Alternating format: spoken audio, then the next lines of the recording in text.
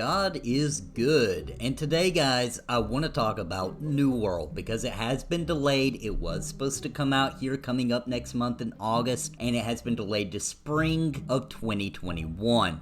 And I've got a lot to say about the main reasons it probably was delayed, as well as why that is such good news, actually, and the state of the Amazon Game Studios. So before we get to that, though, guys, real quick, if you are new to the Nathan Napalm channel, please consider subscribing, especially if you're interested in MMORPGs. I mainly cover the old school ones, as well as the ones coming back with that old school spirit, such as Pantheon Rise of the Fallen, and also, big shout out to the members of Napalm. Without them, I couldn't be doing this, as they do support this channel, and if you're interested in becoming a member, please click the join button down below for more information about all the perks for doing so. Alright guys, let's get into this. So, Amazon is new to game development, okay? They've only really released one game, and that game was Crucible, and they actually released this game, and then they pulled it back into closed beta here recently, with it only even being playable for a month before they did that. Now, it looks like to me that Amazon, they're new to the gaming industry. I just feel like they thought it was going to be a lot easier to just slide right into the industry with their name being Amazon, having a respectable brand, all that kind of thing. I think they just thought they were going to slide right into game development and people weren't even going to look twice. And it looks like Crucible just kind of launched to very little to no fanfare. Wasn't a lot of buzz about it. It was just kind of sloppily released, let's be honest. And it's good news though that at least they see that and like, whoops, that's not gonna work. We can't behave this way in this industry. It's not gonna be good for us. Now, New World was gonna release next month, and I was gonna play it. I've made at least one video about it before, and I was gonna play it, and I was gonna cover it, and I was gonna talk to you guys about it, and there's a lot of cool stuff about New World, right? The problem with New World is that they changed their vision, and if you follow this channel, you know I'm huge on developers having a vision, sticking to it, and as long as it's a good vision, right? As long as it's solid, then you just need to do what you're promising your audience. It's even more important, obviously, when you're going with a crowd-funded project, because the crowd funded you based on your vision. However, Amazon was not crowd-funded. Obviously, that'd be ridiculous, right? But at the same time, people pre-ordered the game and set their expectations that Amazon was going to deliver what they said. Originally, this was going to be a PvP game, right? There's still PvP in New World, at least so far at the time it's recording, but they changed it up, right? Like now it's consensual PvP now. Before, it was just going to be like open world PvP and all these things and, you know, fighting all over the place, and now it's more organized. And that probably isn't a bad thing, right? It's probably easier to control, and they're probably going to get more people to play it based on that fact. However, that wasn't their vision. So they lose a couple of points just for straying from their vision, okay? It probably was a good decision, though. But you gotta keep in mind, it wasn't that long ago that they changed their minds. Like, no, okay, so we're gonna focus a little bit more on PvE. There's only been a few months. So, to be able to have enough content in a PvE game when you've only had a few months to really prepare your game to be that good in the PvE department, I don't care how big of a studio you have. I don't care how many people are working on the game. It probably wasn't enough time. The game was probably gonna release in a mediocre state. It probably wouldn't have released as a hot garbage mess. Maybe it would have, probably not, but it would have been missing a lot of features. It would have been a little rough. We're so thirsty in the MMORPG genre that we may have put up with it, but it would have hurt. It would have definitely damaged the brand of Amazon, right? Because people are gonna have a whole lot less understanding when it's a big developer, okay? If they were some indie developer crowdfunded and they released it missing some features and they promised it was coming and they had a roadmap of when these things are going to be released, most people would be more understanding and say, well, it's a small team, this is pretty good, you know, there's more coming. So what did they specifically say that they delayed it for, okay? This is key. They said they wanted to add more features and content before they share it with a wider audience, including plenty of middle and end game experiences, okay? So what it sounds like is, if the game would have launched the way way that it currently is, we would have had, you know, it would have got boring about halfway through our journey to max level, right? And then at max level, there would have been little to nothing, right?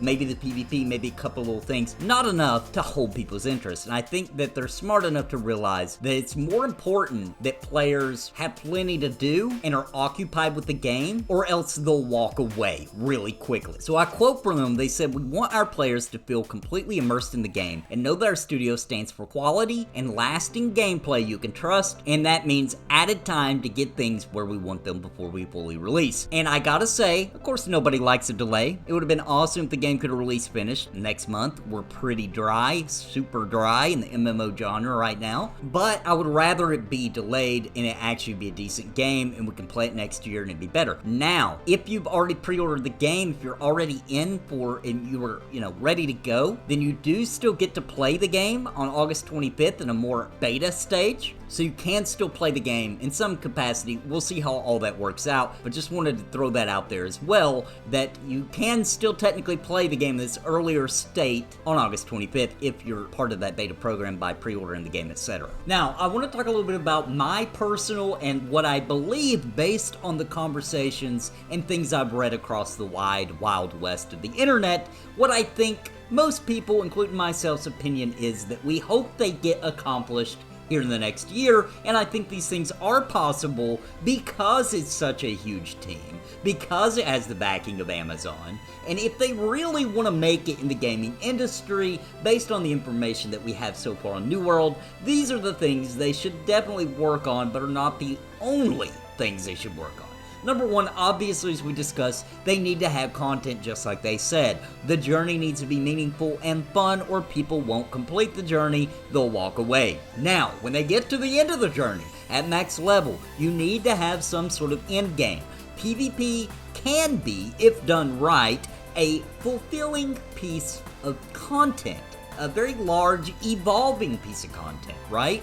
But that can't be all, because a lot of people are going to be playing the game for the PvE, because now that's what you're trying to sell the game on. So there needs to be a good, healthy amount of content there as well, and every MMO struggles at launch to have a healthy, meaty endgame. So if you can get that right, you really got something. And it'll give people something to look forward to and a reason to log in every day and try to progress through their journey. But there are some things, some decisions that they've made at Amazon that are very bizarre that a lot of people have touched on that hopefully they take this year to resolve. Number one is that whole weird thing where you make a township and people from different factions can be in that town. What? But then that kind of makes the PvP weird, because there'll be people from different factions who are supposed to defend a township or what have you that really don't even have interest in it, because the majority of that town is from a different faction. That doesn't make sense. So the towns need to be faction based, obviously. Another thing that's weird is they were going to, for the PvP, when somebody challenges to take over a town, right? They were going to have this weird system where it's 50 versus 50, which I understand you want the PvP to be balanced and you don't want huge, large guilds to have such an upper hand because there's so many people that they can just zerg their way to victory, right? I get it. You don't want that. So it's 50 versus 50. However, they were not going to do it to where you got to pick what 50. You should definitely have the choice of who's going to fight for you, right? And if you don't have 50 people in your guild, then that opens up things like mercenaries. You can hire people. You can pay them gold in-game currency in order to fight the war for you or whatever. There's all kinds of cool stuff that can come from that. But if it's just a random 50 people like they talked about one time in an interview or a gameplay session, and they said that they even said that sometimes they may have somebody picked to be one of their 50 to help defend the town that doesn't like the leadership or whatever, they don't like something about it, and they lay down their weapons and literally just let the other team steamroll them. That's not good. That's not very rewarding for people who are going after the town, who know that a random 50 are going to be, I mean, it's just bad.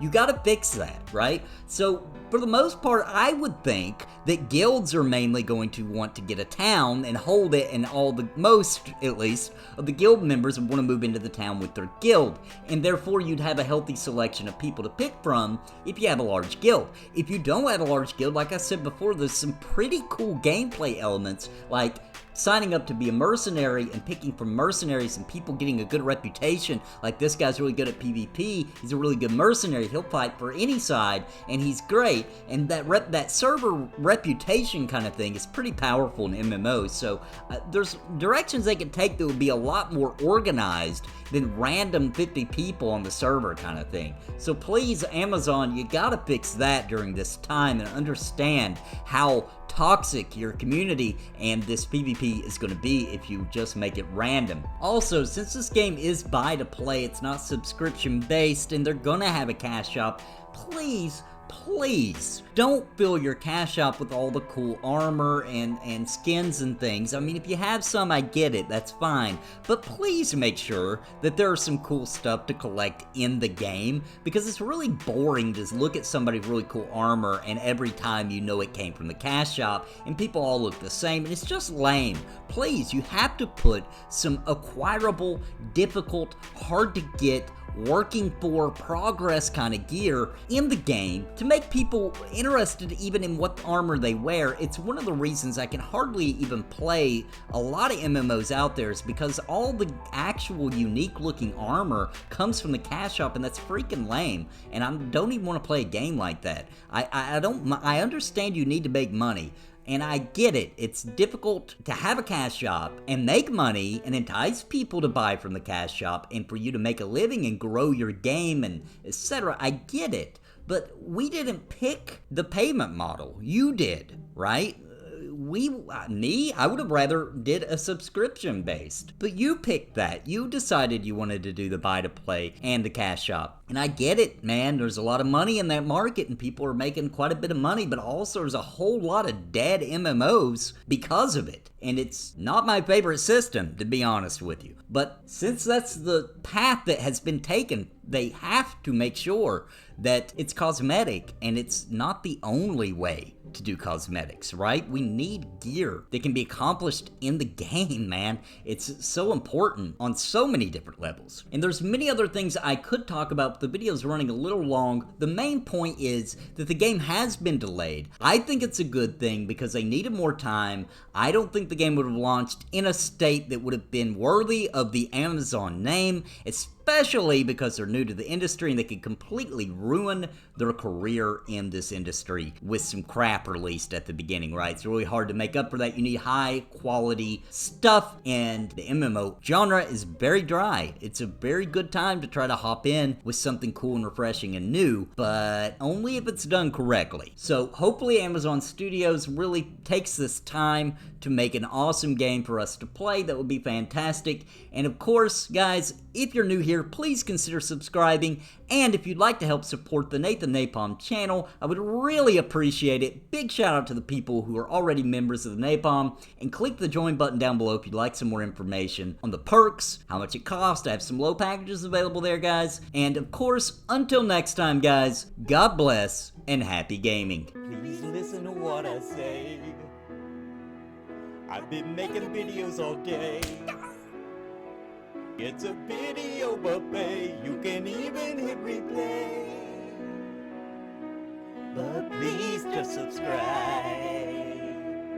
I can't even describe being part of my tribe. I'll even offer you a prize, but please just subscribe and hit the bell notification too.